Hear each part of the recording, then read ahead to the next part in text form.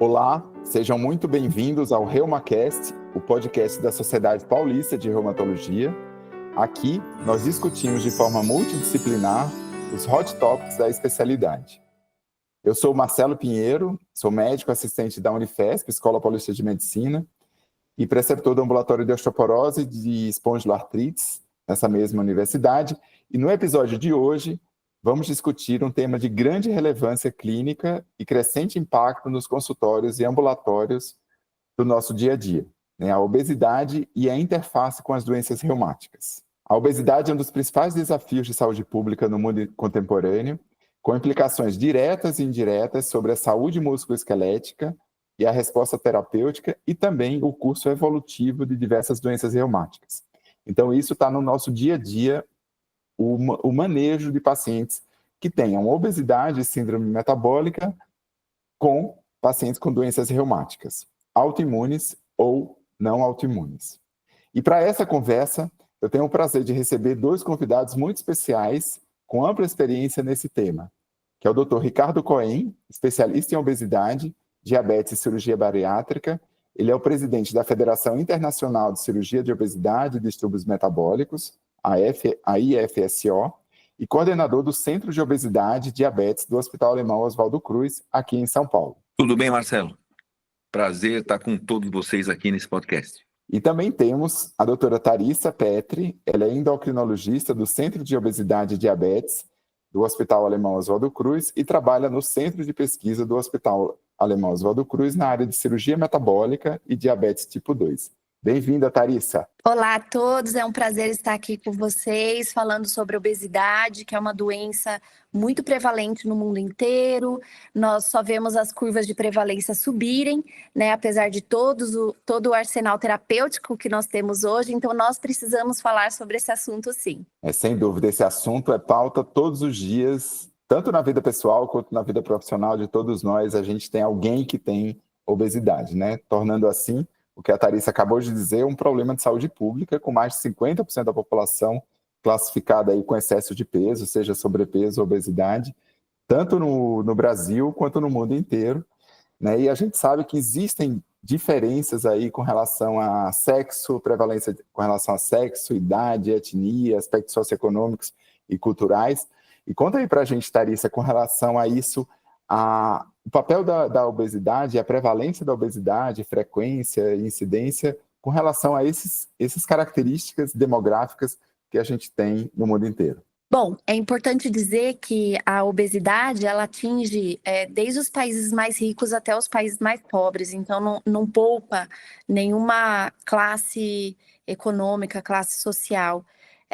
Então, nem os países onde a prevalência de desnutrição era mais importante que a obesidade, como a África, por exemplo, esses números eles estão subindo, e nem em países mais ricos, onde as pessoas têm acesso à educação, a uma melhor prevenção, né, uma melhor alimentação e atividade física, esses números também não estão caindo.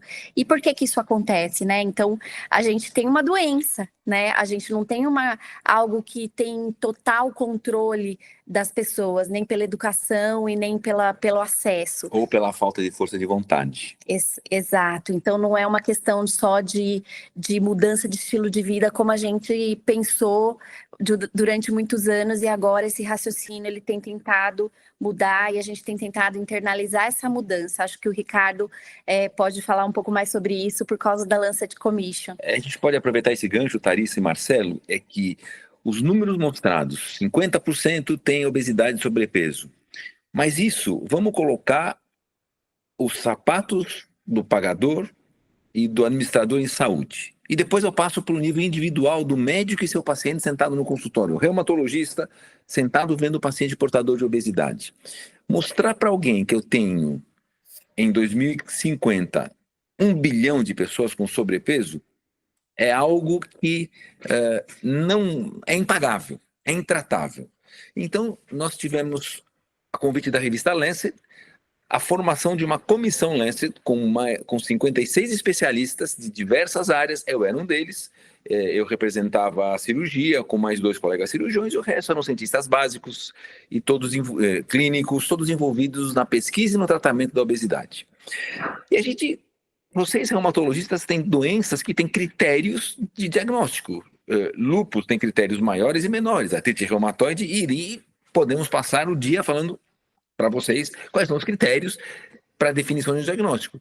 Eu pergunto para quem está nos ouvindo, quais são os critérios de diagnóstico da obesidade? Não tem, porque basear-se em índice de massa corpórea é estigmatizante, como a Thaís acaba de mostrar, e explicar por quê, porque é uma definição pelo tamanho do indivíduo, pela corpulência. E nós podemos dar um exemplo que eu dou sempre, o Mike Tyson na época áurea tinha 36 índices de massa corpórea e ninguém ia tratar o Mike Tyson com qualquer medicação.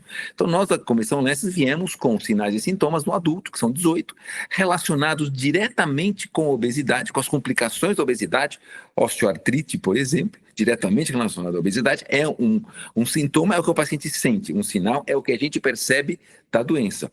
E desses 18 sinais e sintomas presentes, junto com alguma medida antropométrica, porque afinal de contas o acúmulo de gordura é obesidade, e nós definimos de obesidade pré-clínica, aqueles indivíduos que não têm doença no presente momento, eles têm variados graus de risco para a saúde, mas não têm a doença no momento, e obesidade clínica, onde temos um desses 18 sinais e sintomas que mudam a vida diária do paciente e estão relacionadas com a doença, obesidade, diretamente relacionada à obesidade. Com isso, nós conseguimos tratar o doente individualmente no consultório de acordo com o seu risco ou doença no presente e conseguimos mostrar a pagadores e administradores de saúde pública que nós temos quem priorizar. A gente prioriza o mais doente primeiro. E a pergunta vem, então o resto deixamos para lá? Não. O resto nós monitoramos e tratamos adequadamente na hora que ele necessitar. Então tem diversos exemplos de medicina disso, mas a Comissão Lesses veio para priorizar tratamento, tratar quem mais precisa primeiro e os outros que têm risco menor, monitorá-los, mudar estratégias de tratamento. Eu não preciso medicações ou cirurgia para quem tem adiposidade, sem nenhum sinal e sintoma. Eu posso monitorar e orientá-lo de outra forma para tratar a obesidade pré-clínica. É algo complexo, é inovador, é novo, mas é romper o que estamos fazendo até hoje. Porque a gente tem menos que 2% dos pacientes elegíveis da cirurgia são tratados e menos de 6% são tratados com remédios no mundo inteiro. Então, no fim das contas, nós que lidamos com a obesidade do dia a dia, não estamos tratando ninguém. Então, por isso que a gente precisa ficar alerta. Os números grandes nos dão uma conscientização ou awareness, mas nós temos que ter estratégias para tratar todo mundo que precisa. Não, sem dúvida. Ter critério, acho que é o principal traço que a gente vai para desenhar uma estratégia, né? E permite também, pelo que você falou, né, essas novas definições, acho que vale a pena explorar um pouco mais, porque individualiza, né? Você vê exatamente o fenótipo de cada um, né? Se é um fenótipo mais para o reumatologista de uma osteoartrite, ou de uma lombalgia, ou de uma doença autoimune, né? Porque a gente sabe que todas elas estão meio entrelaçadas e individualiza exatamente para quem realmente precisa, né? Eu convido os reumatologistas a lerem. É gratuito o download, Lancet Commission on Obesity. Quem entrar lá, baixe, leia, é longo, mas vale a pena porque vocês estão muito envolvidos com obesidade, inflamação e doença reumatológica. É importante porque a gente trabalha juntos para o melhor tratamento dos nossos pacientes. Isso, sem dúvida. A gente tem pacientes também ouvindo aqui, né? O ReumaCast tem uma visualização também com pacientes e com pessoas de interesse nesse assunto, né? Então vale a pena, é fácil de baixar. E tem muita informação aí que está trazendo com essa nova definição de diagnóstico da obesidade. Mas voltando à obesidade, né, a gente sabe do papel dela no cenário mundial. Como que vocês lidam e como vocês abordam essa parte? A Tharissa começou a falar dessa parte socioeconômica, que a obesidade é uma doença democrática, mas a gente sabe que a influência econômica é muito importante, né? Se a gente pensar hoje numa dieta saudável, as pessoas mais pobres têm muito pouco acesso a uma dieta com frutas, legumes, porque é muito caro. E eles acabam atacando os processados e as coisas de alimentação mais industrializada e que tem um impacto negativo na saúde como um todo, né? Como vocês têm abordado essa parte, tanto a parte genética da predisposição dada, mas também desse ambiente obesogênico, principalmente para crianças? Então a culpa é da genética em 40 a 70%, né? Então é uma doença muito com um fundo genético muito grande, né? Isso a gente não pode esquecer, porque a gente tem que tirar a culpa da pessoa que tem obesidade e achar que é culpa dela estar acima do peso. Então a genética ela tem que estar lá para a pessoa desenvolver obesidade. Mas é óbvio que o ambiente obesogênico ele participa desse aumento desses números de prevalência que a gente tem visto, né, em todos os países. Nós não temos mais tempo de descascar a comida e comer comida mais natural, a gente tem consumido comidas mais rápidas, né, os famosos fast foods, os ultraprocessados, vem tudo dentro do pacote, e o sedentarismo, né, que é a pessoa que trabalha, estuda, trabalha longe de casa, ela não tem realmente tempo no dia dela para colocar uma atividade física. Então, esse ambiente obesogênico, ele tem sido, sim, responsável, um dos responsáveis, porque é uma doença extremamente complexa, por esse aumento desses números, e a gente sabe que esse estilo de vida mais sedentário e com má alimentação, eles vão fazendo modificações nos nossos genes, né? A famosa epigenética. E essas modificações, elas são transmitidas por 2 gerações. Então, com certeza, a genética da obesidade existe, mas a gente está fazendo ainda por cima uma modificação de genes a partir desse cenário, né, de mudança de estilo de vida. Então, com certeza é um desafio.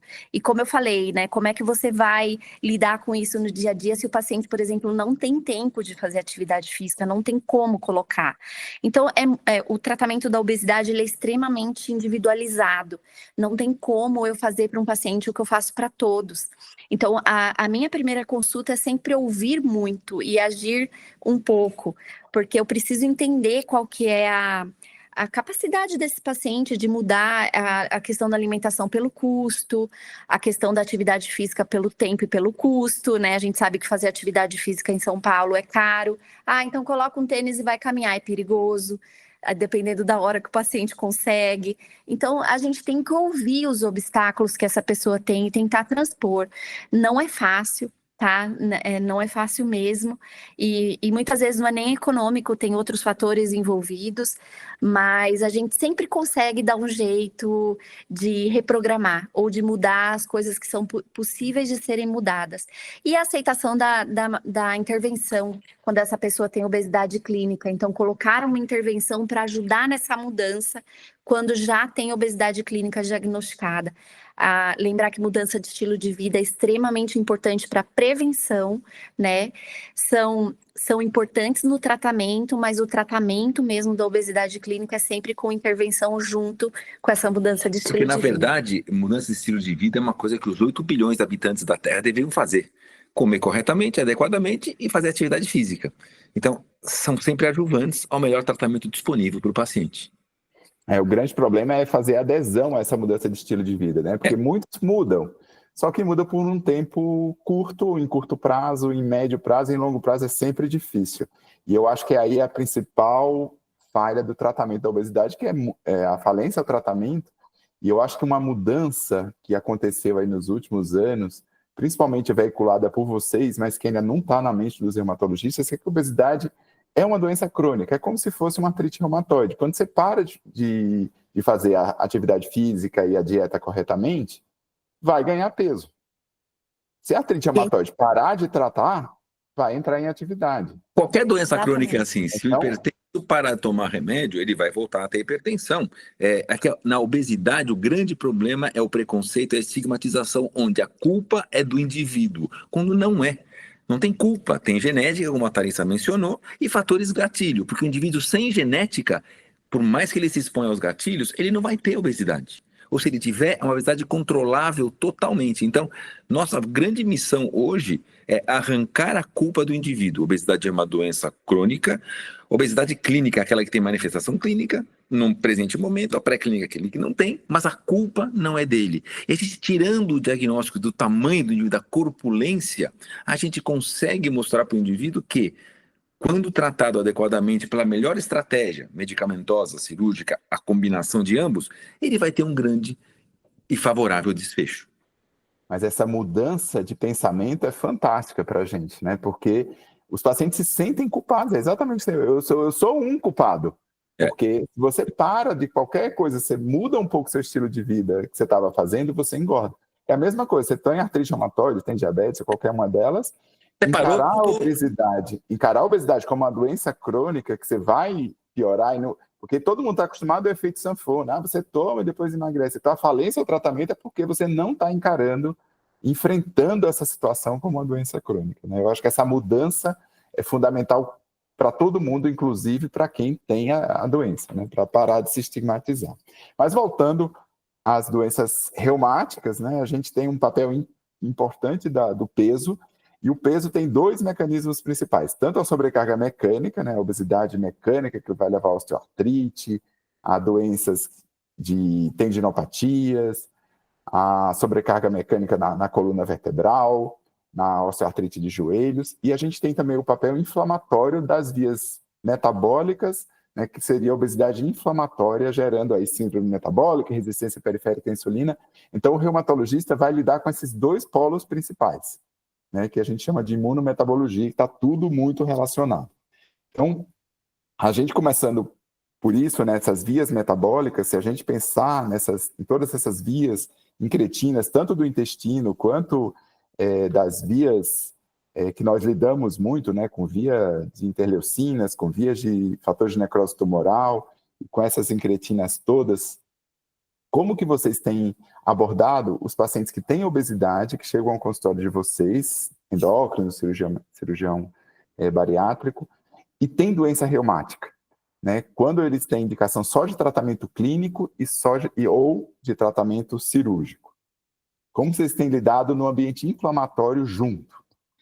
O que a gente faz, Marcelo, principalmente onde nós trabalhamos, o Centro de Obesidade e Diabetes, é um centro onde todos os especialistas estão reunidos ao mesmo tempo. Então, a gente sempre tem cirurgiões, endócrinos, profissionais de saúde mental, nutricionistas juntos.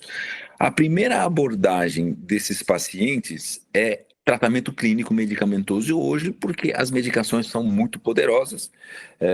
A gente vai conversar um pouco delas depois, mas a tirzepatida, por exemplo, mostrou resultados bons na osteoartrite, com uma perda de peso entre 12% e 13% da perda de peso total. Por quê?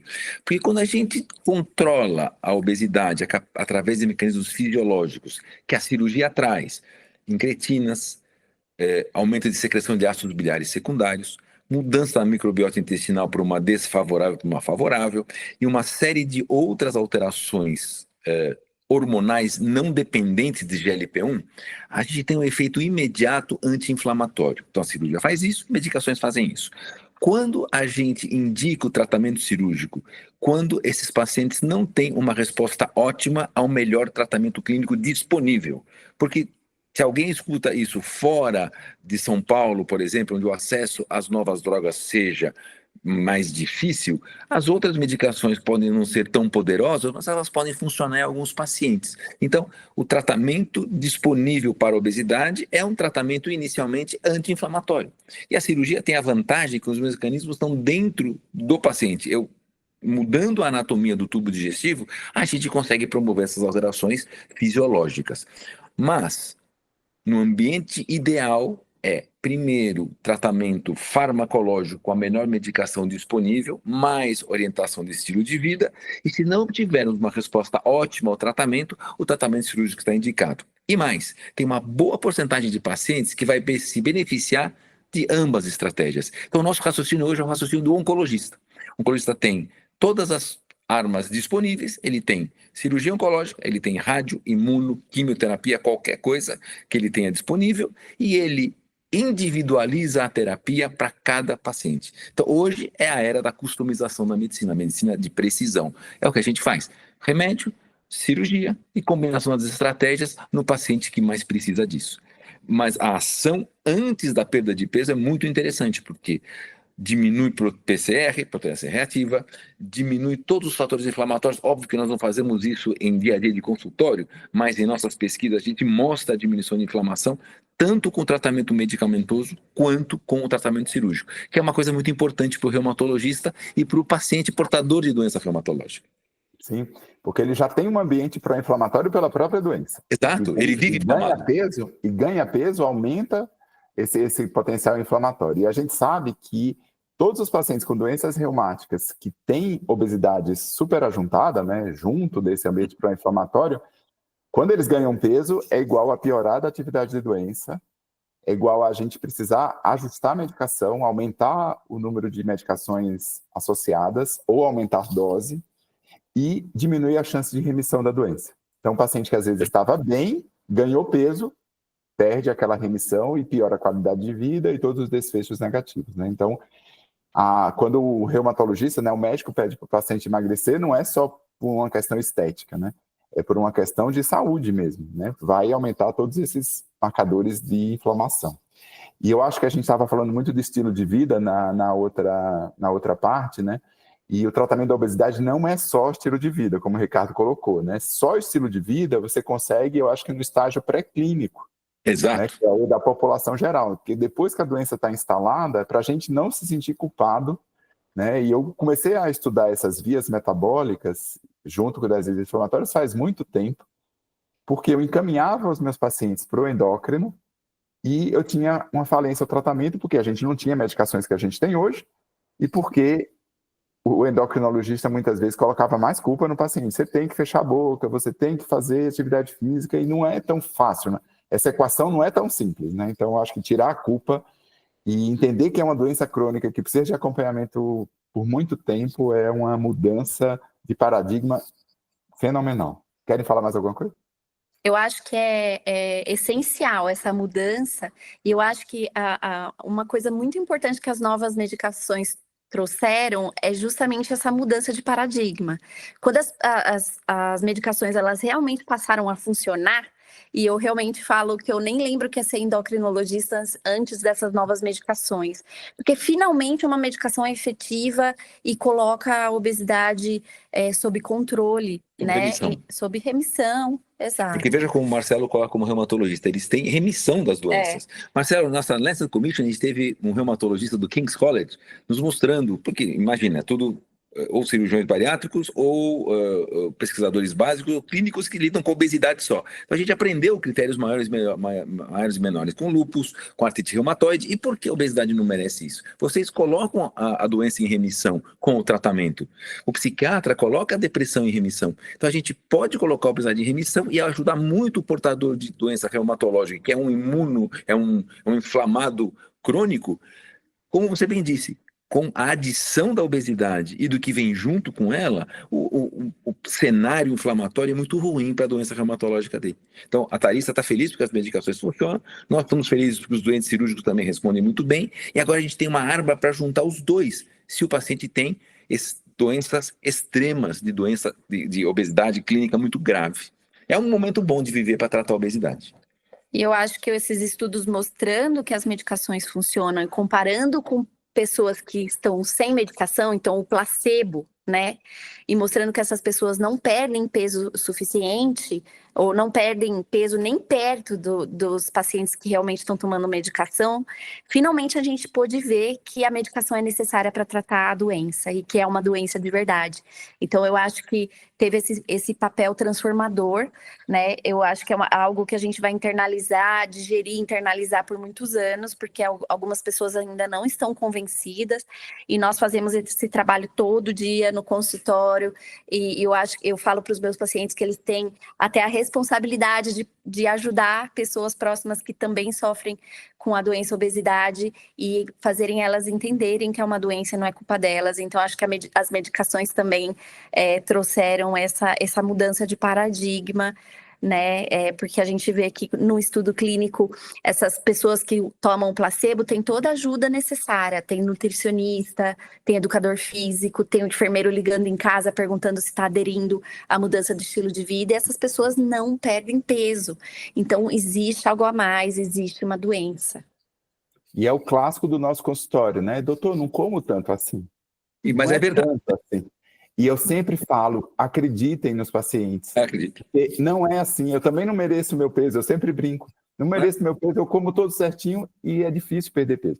Então, é para a gente reconhecer. E tem o outro polo também, tem aquele que tem dificuldade para ganhar peso, né? Então a gente tem que acolher os dois lados, né? A gente está falando de obesidade, mas tem o outro polo que rala um monte e não consegue ganhar o peso, né? Então tem vias genéticas e epigenéticas e ambientais aí totalmente envolvidas.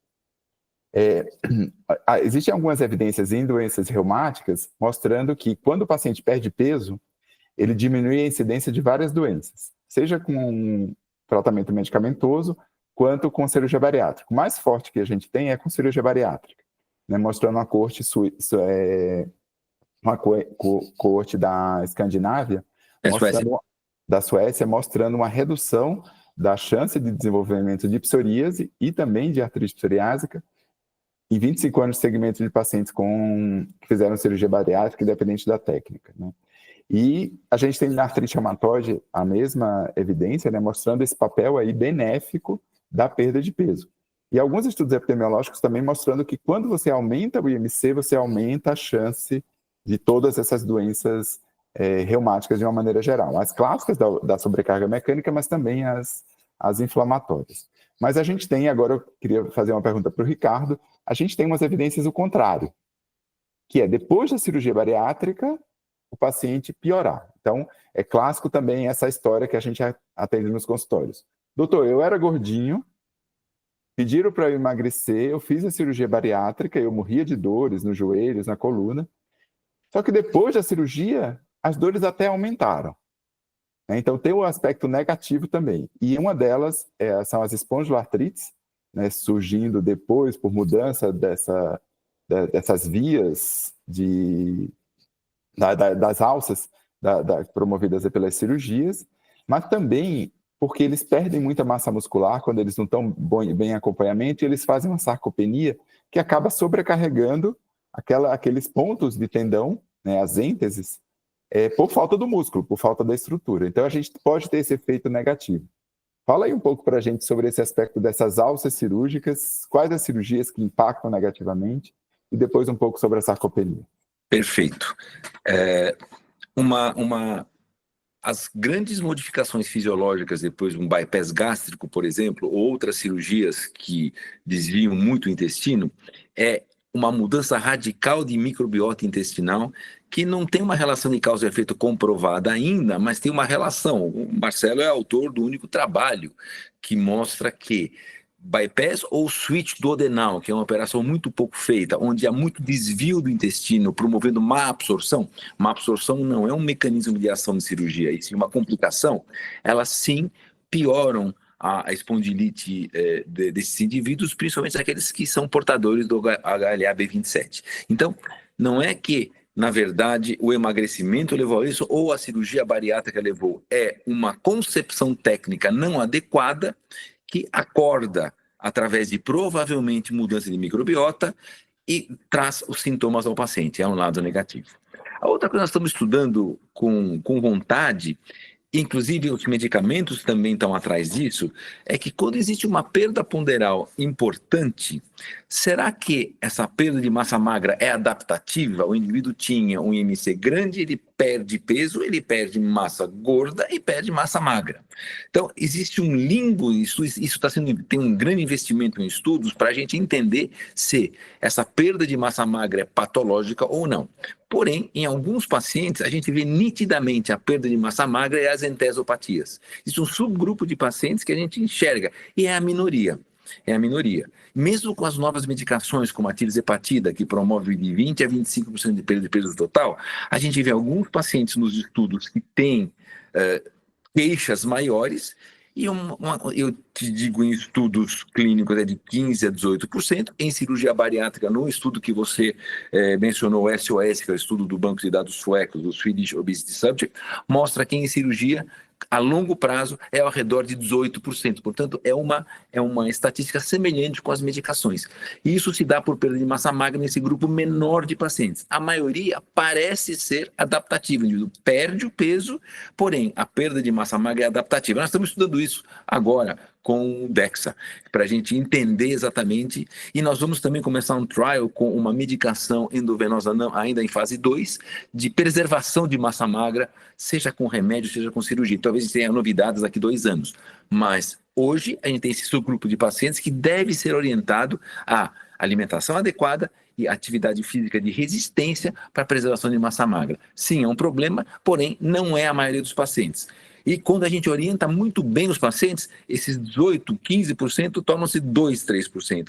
Então, esse grupo de pacientes tem que ser identificado e tem que ser seguido em cima. É fundamental que a gente tenha um emagrecimento saudável, não troquemos de patologia.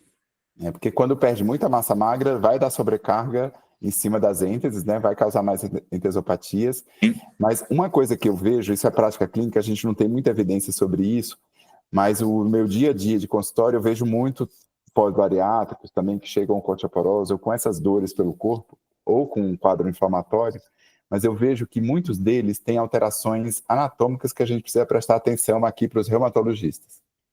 Que geralmente eles têm um grau de hipermobilidade, 20 a 30% da população tem hipermobilidade, ou com aquele joelho em X, sabe? Essas alterações estruturais causam mais entesopatias. Então, se o paciente não faz adequadamente o reforço muscular, o exercício resistido, vai perder massa magra, porque a cirurgia vai perder, só que os encurtados, por exemplo, vão bem nessa fase, porque eles não têm muita flacidez do tecido que faz a sobrecarga.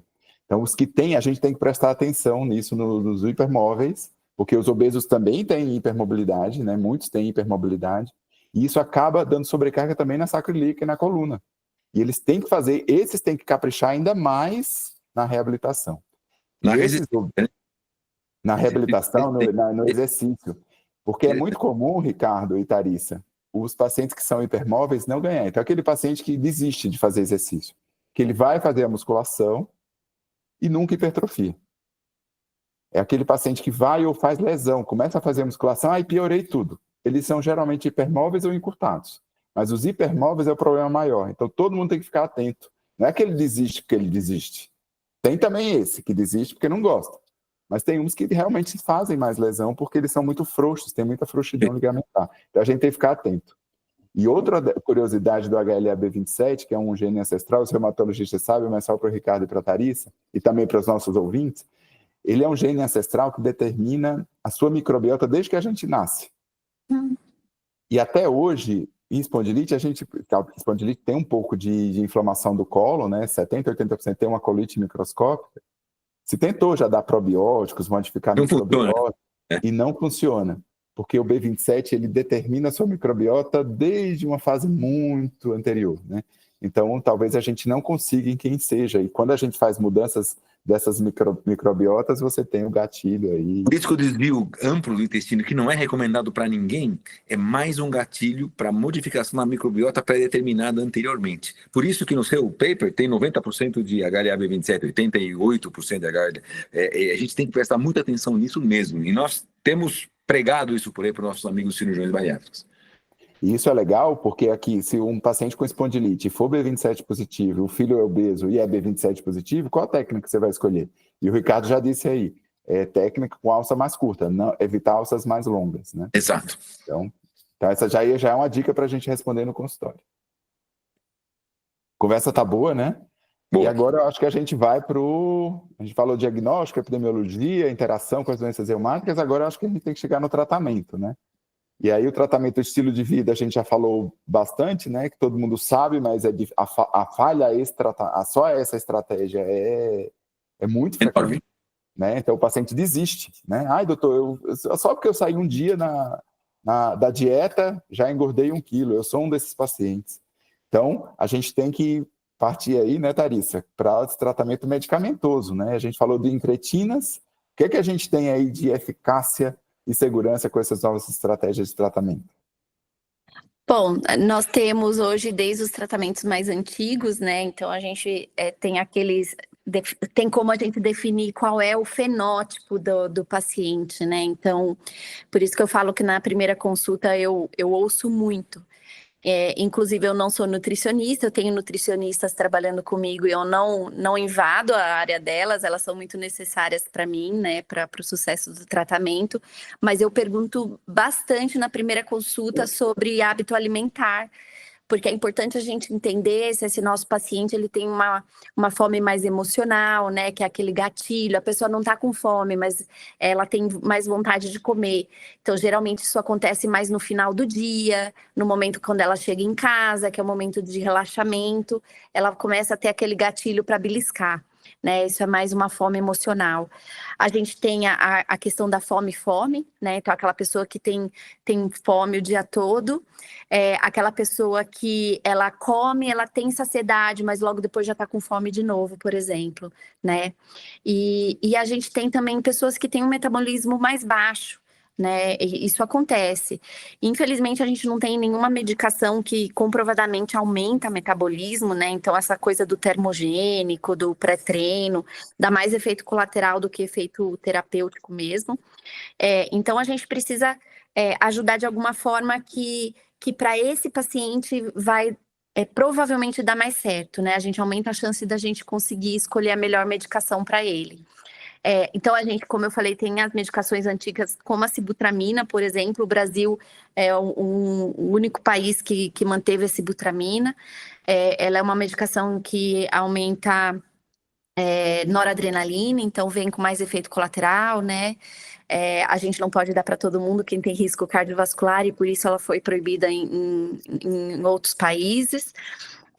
E a gente tem também outras medicações que mexem em neurotransmissor. Agora faz 1 ano e meio, mais ou menos, que a gente tem no Brasil a bupropiona junto com naltrexona.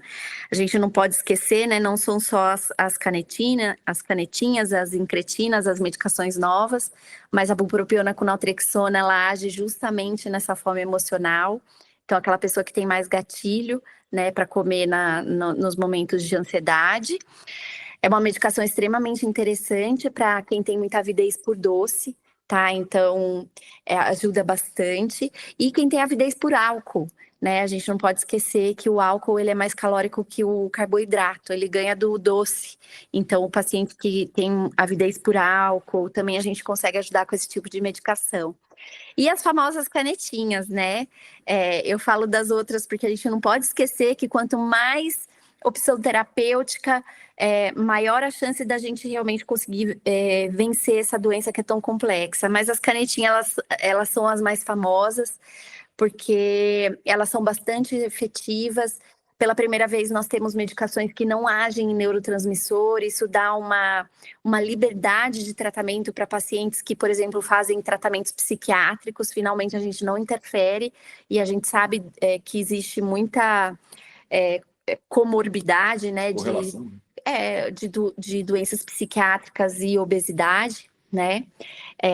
Então, a gente consegue tratar muito mais pessoas com elas. Elas são cardioprotetoras, renoprotetoras, então a gente já tem estudo mostrando isso. Então, para pacientes, por exemplo, que já tinham infartado, a gente não tinha medicação para obesidade, hoje a gente tem com segurança e com redução de risco cardiovascular. E os efeitos colaterais são principalmente gastrointestinais, então são efeitos que na maioria das vezes a gente consegue controlar com orientação dietética ou com alguma medicação, então são mais facilmente manejáveis, né? Então, só para entender aí resumidamente o quanto mudou a nossa prática clínica, né? A prática clínica do endocrinologista, e o quanto hoje a gente se sente grato por ter tratamentos efetivos, porque a obesidade clínica exige tratamento, assim como outras doenças crônicas, né? Não é só mudança de estilo de vida. Não, isso é super, e na nossa mão também está isso, né? Porque vários trabalhos têm mostrado também nas doenças reumáticas o uso de metformina, que a gente usava bastante também, né? Melhorando essa resistência periférica à insulina. Então, é uma medicação que a gente usa muito para pacientes com lúpus, com as artrites mais variadas e pessoas com osteoartrite. E também tem um aspecto, e hoje, para a gente, a semaglutida, né, que o Ricardo começou a falar na osteoartrite, é a medicação que melhor teve resultado em osteoartrite, né, osteoartrite de joelho, né, New England desse ano. Então, mostrando que as vias inflamatórias e as vias metabólicas estão muito imbricadas, né? E você vê que essa perda de peso que os pacientes tiveram melhorou muito a qualidade de vida deles, e não foi só pela parte mecânica, Então, existem vias inflamatórias também aí nas nossas doenças, entremeadas com agonista de GLP-1, porque eles melhoraram a dor, não foi só pela redução do peso. Então, por Né? ação Foi anti-inflamatória. por um processo anti-inflamatório, né? Uma via, se a gente pegar a via do GLP-1, se você bloquear o nome GLP-1, a via intracelular é como se fosse uma citocina, como se fosse um TNF. Né? Então, ele tem uma via inflamatória muito importante. Né? Quer dizer, não dá para atribuir só ao quadro mecânico, né? Tem um quadro inflamatório junto. Está tudo conectado. Está, né? Tudo junto e misturado nessas vias. Né? Inibidor de SGLT2 para a gente é uma das melhores medicações para reduzir crise de gota. É para conduzir paciente. Para reduzir crise de gota é SGLT2. Então, são medicações muito potentes para a gente, né? Elas têm vias metabólicas e inflamatórias, tudo interrelacionadas. Outra coisa que a gente tem usado bastante é para diminuir a proteinúria, né? De pacientes com nefrite lúpica, né? Com proteinúria de pacientes com nefropatia por IgA. Quer dizer, são medicações que foram feitas para uma coisa e têm ação na outra, né?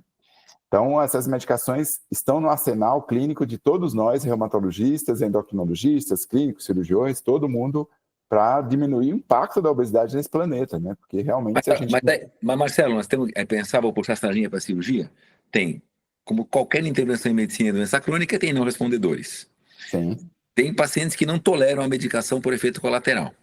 Tem pacientes que têm uma resposta subótima ao tratamento, responderam, mas não responderam os desfechos que o reumatologista ou o endócrino deseja. E aí que entra a cirurgia. A cirurgia entra como uma opção terapêutica que, por causa das medicações, ela não morreu. Ela está aqui para aqueles pacientes que não têm a melhor resposta com a melhor medicação disponível no momento, ou aqueles que não respondem, ou aqueles que têm efeitos colaterais, ou aqueles que não têm recurso financeiro para utilizar a medicação. Porque a cirurgia, ela é custo efetiva. A cirurgia, ela tem você vê o estudo SOS, que tem mais de 120 subestudos, que você mencionou, o banco de dados sueco, a gente tem perda de peso de 25% sustentada em 35 anos. Então, a gente tem que sempre evitar a inércia terapêutica, tratar esses pacientes com a melhor medicação disponível e, caso esses exemplos que eu dei, a não resposta e etc., indicar a cirurgia sem demora, para que a gente consiga os melhores desfechos para os nossos pacientes. Não, sem dúvida. E você falou num ponto crucial. Num país pobre como o nosso, manter liraglutida, semaglutida, tirzepatida que está chegando, já chegou, mas vai chegar melhor, né? Não no câmbio negro, é um custo muito alto. Quem está usando hoje, eu vejo no consultório, quem está usando essas medicações é que nem sempre precisa tanto. Exato. Né? É um uso mais social do que estético do que um uso... Porque muitas vezes eu vejo aqui gente usando tem 68 quilos, 70 quilos e quer ficar com 62, né? Mas aquele paciente quer caber no vestido ou na calça menor. Exato. Aquele paciente que está com 140, que esse que precisa, com 120, 110, que está cheio de comorbidades, não está usando porque tem menor poder aquisitivo muitas vezes e não está usando, né? Tem o uso social. Mas, sem dúvida, o tratamento cirúrgico tem o seu ponto, principalmente em países mais pobres, né? Que você vai usar por quanto tempo? Se a gente partir da premissa que é uma doença crônica, o tratamento é crônico, né? Então, a gente vai ter um gasto, se a gente pensar em termos de saúde pública, a gente vai ter um gasto exorbitante aí, né? Exatamente. Mas eu acho que o tratamento da obesidade, porque quando a gente está no pronto-socorro, por exemplo, e acho que a gente teve essa vivência da Covid, as pessoas que morreram foram as pessoas que tinham comorbidades, né, relacionadas à obesidade. Obesidade, hipertensão e diabetes. Então, foram essas. Né? E isso está diretamente uma relacionada com a outra. Exato. Né? Então, e quando a gente está num pronto-socorro, dando plantão, a gente vê as pessoas que vão para a UTI são essas pessoas, né, que têm obesidade, diabetes e hipertensão, né? Então, isso daí está muito relacionado. E os pacientes que têm pior manejo para a gente, né, o reumatologista, quando a gente vê o paciente de difícil manejo, ele tem obesidade, ele tem diabetes, né, e ele tem síndrome metabólica. E depressão, né? A saúde mental também interfere e às vezes está meio que tudo junto. né? Então, esses aí são os piores desfechos, estão relacionados à pior resposta ao tratamento nas doenças reumáticas, né? Então, a gente tem que abordar, não tem jeito, né? A gente tem que estar junto aí nessa luta. Outro aspecto negativo, daí você já tocou na cirurgia bariátrica, foi o papel da massa magra, né, que a gente abordou, mas também tem um papel negativo para a gente, que é o papel sobre o risco maior de fragilidade óssea, de osteoporose e de fraturas, né? A gente acaba vendo muito esses pacientes, né, que eles chegam com dor, mas muitas vezes com osteoporose, porque não foram adequadamente tratados. Vocês têm acompanhado, você está num grande centro, que tem uma equipe multidisciplinar que vai ver todos esses papéis. Mas se a gente extrapolar para o Brasil, como você tem visto a abordagem dos cirurgiões bariátricos no Brasil inteiro, não em centros de referência, né? Porque às vezes a gente vê um paciente meio que abandonado depois da cirurgia bariátrica. O cirurgião bariátrico estava totalmente desatento a isso. Mas no passado recente, talvez, é bem recente, 1 ano e meio, 2, começou-se a discussão e a educação, através da Sociedade Brasileira de Cirurgia Bariátrica, de saúde óssea. Então, realmente, no nosso centro, a gente é um lugar viciado, porque tem todo mundo junto, pensando da mesma forma na nossa conversa aqui. Agora, pelo Brasil afora, começamos a educação dos cirurgiões bariátricos para que tenham uma equipe multidisciplinar trabalhando em conjunto para os melhores desfechos e fundamentalmente para a saúde óssea. Então, sim, éramos despreocupados, porque ninguém ligava para nunca vi, não existe. Nunca vi, não existe porque não volta para ele, volta para o reumatologista. Então, a conscientização começou. E eu te digo que isso não é um fenômeno brasileiro só, é global. Eu, como presidente hoje da Federação Mundial de Cirurgia Bariátrica e Metabólica, nós temos observado isso, fizemos uma pesquisa no fim do ano passado, a gente vai publicar, onde 70% dos cirurgiões bariátricos não se preocupavam. Então a gente começou uma série de educações para o mundo inteiro de que a saúde óssea é fundamental. Assim como tratar a obesidade, é fundamental a gente acompanhar esse paciente junto com a equipe, porque a gente precisa do melhor desfecho disponível. E também isso para as perdas significativas com as novas drogas. O clínico também tem que estar atento, porque os resultados serão parecidos. Então, as novas medicações têm bastante a aprender com nossos tropeços na cirurgia bariátrica, porque assim a gente consegue consertar e conseguir os nossos melhores desfechos para os nossos pacientes, que é o que todo mundo quer. Concorda? E existe um grande problema também no paciente que fez cirurgia bariátrica, que ele some da equipe, né? Ele para de acompanhar. Então, às vezes, nem é culpa só da equipe, é culpa do próprio paciente, que ele está se sentindo tão bem, ele emagreceu, ele está saudável, né? E eu falo para os pacientes, o único risco de ser mais magro é o osso, né? Então, muito cuidado com o seu osso. A gente tem que manter um bom consumo de cálcio, uma vitamina D adequada, todo o metabolismo ali do cálcio funcionando, a atividade física, né, de impacto, e o acompanhamento com a equipe, porque como que ele vai saber como que tá a vitamina D, como que tá a questão do cálcio, se ele não acompanha na equipe, né? E a orientação alimentar, ela se perde, né, no pós-operatório, tá acompanhando com o nutricionista, tá fazendo direitinho, de repente ela se perde, ela se desvia. Então, o acompanhamento do paciente com a equipe é essencial também. Uma dica aí da saúde óssea, o que acho que poderia ampliar, você como presidente, talvez a saúde músculo-esquelética, né? Sim. Além da saúde óssea, porque a gente tem que se interessar um pouco pela massa magra, porque sem massa magra a gente não faz nada na vida, né? Sim. Então eu falo que a gente tem que fazer exercício, é um lema que eu falo para todo mundo, você tem que fazer exercício até 15 minutos antes de morrer. Para preservar a sua autonomia, para você ter as coisas, você precisa ter que fazer exercício até 15 minutos antes de morrer, né? Então um recado para todo mundo. Eu vou parafrasear você, vou usar isso no consultório. A saúde músculo-esquelética é importante, Perfeito. porque o osso está de mãos dadas com o músculo, né? Então, exercício 15 minutos antes de morrer, gostei. E essa ideia que você falou, que foi um aprendizado, né, da cirurgia bariátrica, que perde osso e músculo, porque geralmente eles perdem tudo, né, todos os compartimentos da composição corporal, mas a massa óssea ela tende a se equilibrar depois de 2 a 3 anos. Sim. Alguns pacientes continuam perdendo, principalmente com os deficientes de vitamina D e de deficiência de ingestão de cálcio na maioria das vezes, mas a grande maioria vai bem. Mas tem uns que tem um perfil aí que vai mal e aumenta o risco de fratura e chega para a gente já com um evento, o pior desfecho que tem, né? Sim. Então, bem desnutrido. Mas os agonistas de GLP-1, as canetinhas que a Tharissa falou, também vão causar isso. Sim. O paciente que está usando isso, aí é um recado para todo mundo, tem que fazer exercício resistido, porque você não perde. Até 15 minutos antes de morrer. Até 15 minutos antes de morrer. E quando você faz o exercício resistido, você minimiza muito esse efeito negativo das medicações, né? E assim como pós-cirurgia bariátrica, tem que fazer acompanhamento com a equipe, tem que fazer acompanhamento com o médico. Exato, estou falando de medicação agora. Não esquecer, não usar por conta própria. A gente tem visto alguns pacientes evoluírem com transtorno alimentar, né, de realmente começar a querer emagrecer cada vez mais, um distúrbio de imagem corporal. Eu já tive pacientes com fratura por estresse, né, fazendo esteira. Então, emagreceu demais, foi além, né, não acompanhou como deveria. Então, qualquer paciente que esteja em tratamento de obesidade, é uma doença crônica, né? Não esquecer de manter o acompanhamento.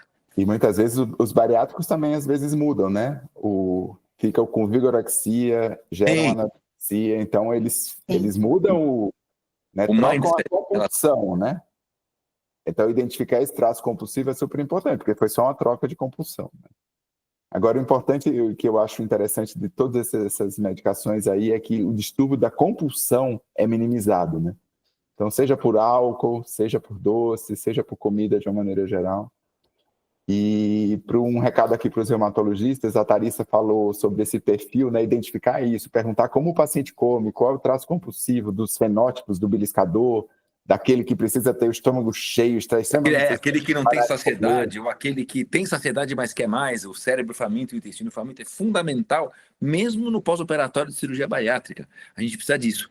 E sabe, Marcelo, a diferença entre o GLP-1 que nós produzimos na cirurgia, que é do próprio indivíduo, versus o GLP-1 exógeno, é que o exógeno atravessa a barreira hematoencefálica. Ele tem ação hipotalâmica direto. Tanto é que tem quimeras hoje em desenvolvimento para liberação hipotalâmica de GLP-1 ou de duplosanals ou de outras drogas que estão no pipeline ainda.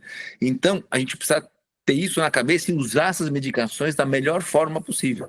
É por isso que eu comecei dizendo que estamos numa época de ouro em tratar a obesidade e todas as suas complicações. Não, sem dúvida. Se eu fosse uma criança hoje, eu não teria desenvolvido, não teria engordado nada, né? Porque mudança de estilo de vida, isso está muito mais ventilado hoje do que foi no passado, né? Mudança de estilo de vida, é isso que a gente tem defendido, alimentação saudável, exercício, até 15 minutos antes de morrer, né? Então, eu acho que a gente chega aos principais pontos, né, que nós gostaríamos de discutir para alerta sobre a obesidade, a interação com as doenças reumáticas. A gente vai encerrar mais esse episódio do ReumaCast, agradecendo a presença da doutora Tharissa Petri e do Dr. Ricardo Cohen, aqui trazendo muitas novidades e muitos aspectos importantes aqui na condução de pacientes com doenças reumáticas e obesidade ou sobrepeso. E a obesidade não é apenas uma comorbidade, né, mas um agente ativo nessa modulação da inflamação, da dor, da resposta aos nossos tratamentos e do bem-estar, né, para os pacientes, né, garantir a qualidade de vida dele, a função deles. Muitas vezes o paciente quer diminuir a dor, mas ele também quer melhorar a sua mobilidade, a sua qualidade de vida. E se ele for um obeso, tudo isso vai se complicar, né? Então, eu gostaria mais uma vez de agradecer a presença dos nossos 2 amigos médicos aqui, com essas informações para a nossa atuação na prática clínica diária. Muito obrigado. Obrigado você, Marcelo, e conte sempre com a gente e vamos todos trabalhando junto para os nossos pacientes. Muito obrigada, foi um prazer participar. E você que está em casa, se tem obesidade clínica, procure o tratamento, assim como se você medisse a pressão em casa estivesse alta, iria correr para o cardiologista. Exato. Então, vá procurar um tratamento por um profissional qualificado e que realmente não tenha preconceito, né? E que realmente encare como uma doença. E todo reumatologista medindo o peso, a altura e a circunferência abdominal. Exato. Porque isso é super importante para a gente. Então, se você é reumatologista, médico de outra especialidade ou profissional de saúde e gostou desse conteúdo, compartilhe com colegas e nos ajude a divulgar o conhecimento científico. Não deixe de nos acompanhar nas redes sociais, sempre com a identidade @reumatologiasp. Até mais!